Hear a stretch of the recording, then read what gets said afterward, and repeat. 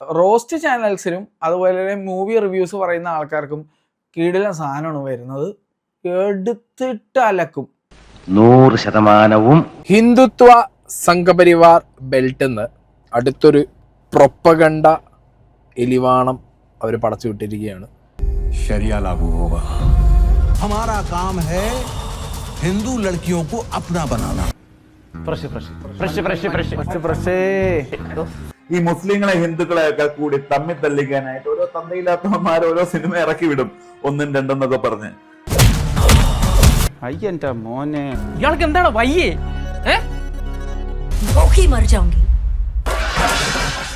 लेकिन बीफ नहीं खाऊंगी. ബീഫ് അപ്പടിയാ സാബ്ര സുമ്മാ കത കത കത കത കത കത ബീഫ്.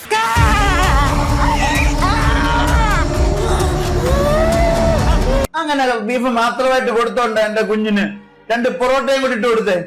അവള് കഴിക്കും, അടങ്ങിയിരുന്ന അവള് കഴിക്കും. അവള് കേരളത്തിൽ നിന്നുള്ള ആണെങ്കിൽ അവള് കഴിക്കും.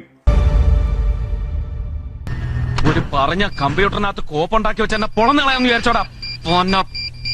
പിടിച്ചോ നിന്റെ ഉമ്മമാനെ കെട്ടിക്കാനുണ്ടാക്കിയ അലുക്കത്ത്.